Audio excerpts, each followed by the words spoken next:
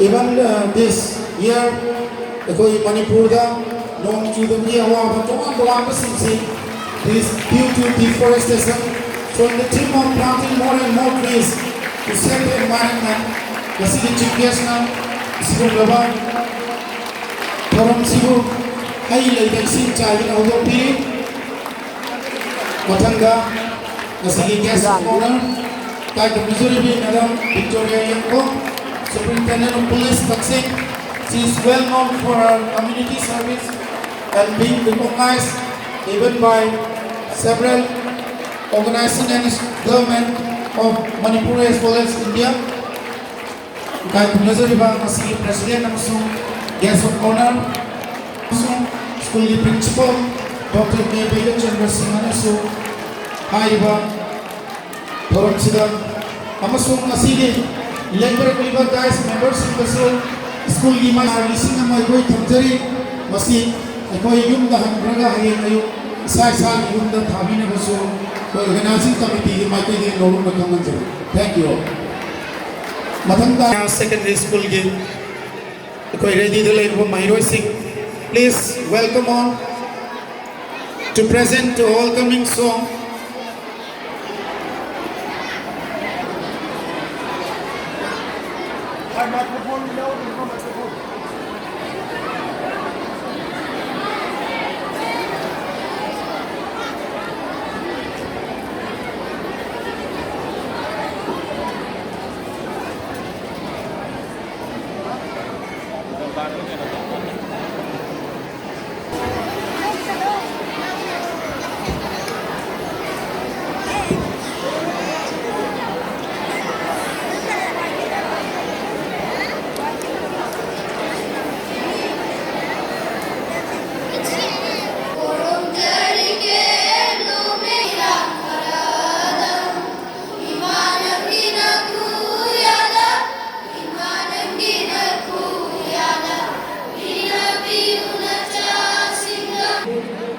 Khangabok Arun, class 12 science. Khangabok Arun.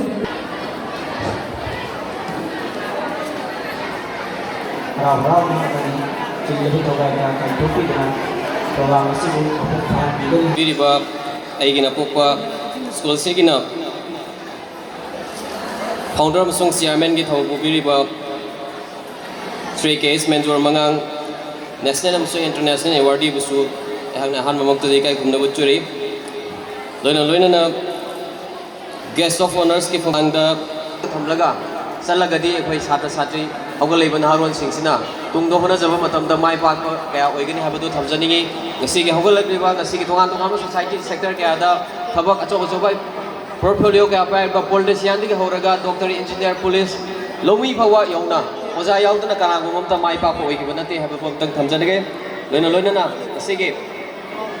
World's Teachers Day celebration, Siga, Dong Sabalojaga, Pritibi, Mapam Kudimakta Lady, Ozakudi Maku, Aigi Saitagi, K. Blooming Higher Secondary School Saitagi, Luna, Manipur State Saitagi, India Saitagi, High River Ozasik, who respect of Butchery, Luna, Ozakudi Maya Papa, Putsino Sampo, if you have a photo Tamzarga, Punamakti, Vidai Lozuri, Manipuri Mana.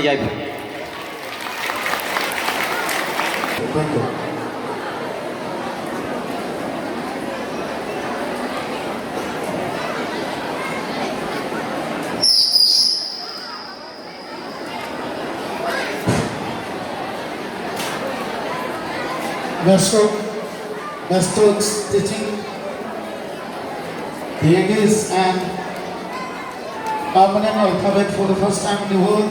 Kayahan goes on in, I am Nozipova, Sintana River, Natsurumba, Egyptian Chaurova, Bokman, Mohan, Hudopirame, Maramdana, his portrait, paying homage.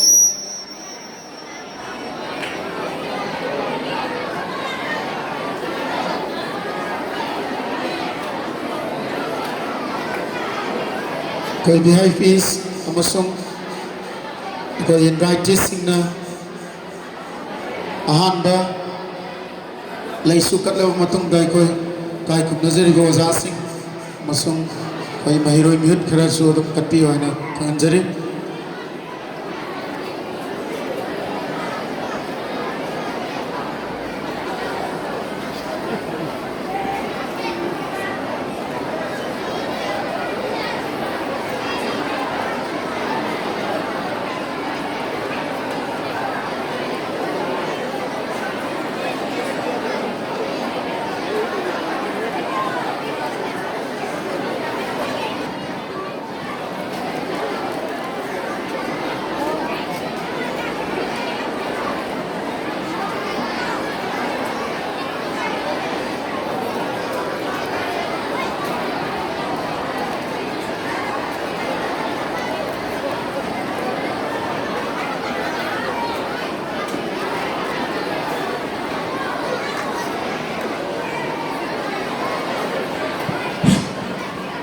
Mathang Tarakusidi Kai Kumnazariba, Lava Kudol, Pino Tanjadam Tanglozage, Koi Ahan Bada, Cam Blooming Higher Secondary School Khangabok Asi, Koi A, B, C, I, and a block of home Tamze, A block C, School C, Hana, and a Huduk Charakiba, Koi Manung, blocks in Sige, Rosasing, Koi Tangi Kai Kumnavut, Oya, Topubiri by Kai Kumnavatic Jar Rosasing.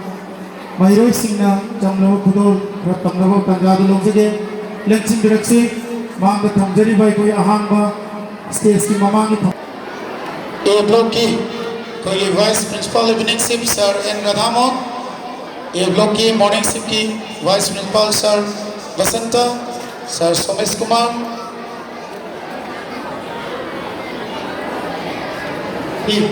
Koi keep Sipiram Panamaram Moraga, Koi Jamna Sinjaba.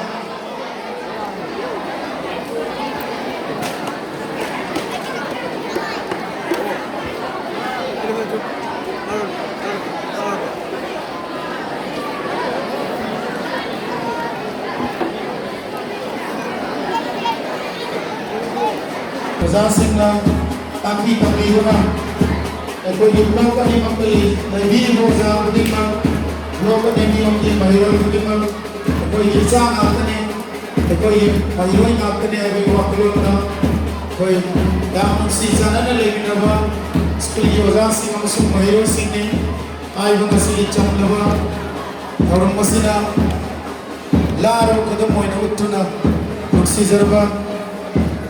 Mahiro Singla, Hogi, Lensin Mirakleva, Cam Blooming Higher Secondary School, Hogi to Blocky, Kai Kumnazari Goza, School Sida Tambiriba, Tapigane, Hogi, still serving, spirit and service to mankind for your endless effort for the upliftment of humanity. Adonai Kai Kumnazari Goza Singbo. Sinjalangari ba Cam Blooming Higher Secondary School Khangabok ki mai kai dagi asi Mahiroi Singna laite laita kona zariba Kudol Sitaram Taram lobi bugi damba. We have a beautiful large number of staff going asi till Livsin. It's around 180 staff ne koi kai khumne zaribi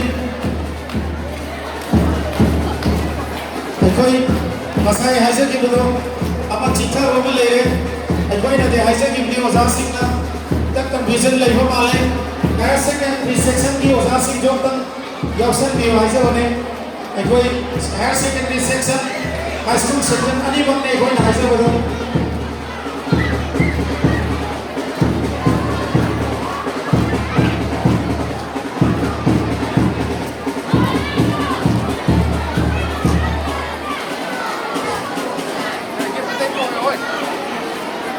I'm going my voicing now.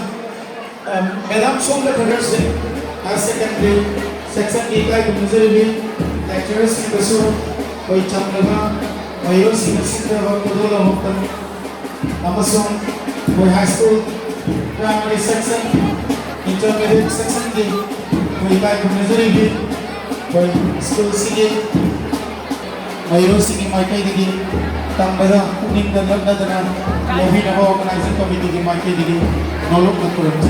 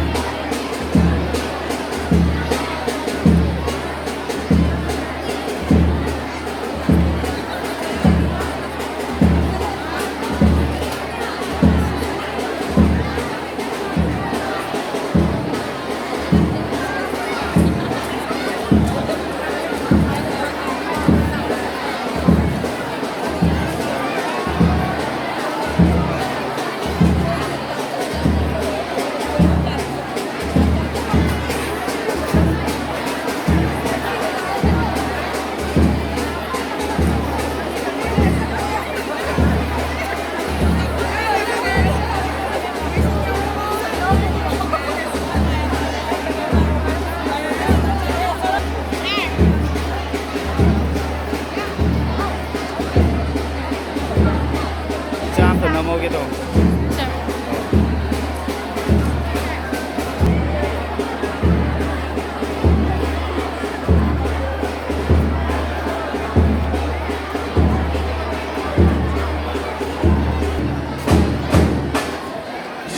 Thank you.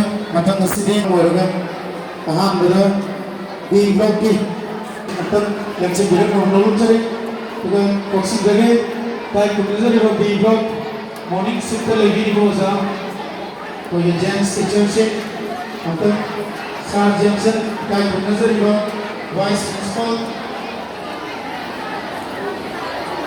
morning shift B block isagi Ozai tai kumizari ro James teacher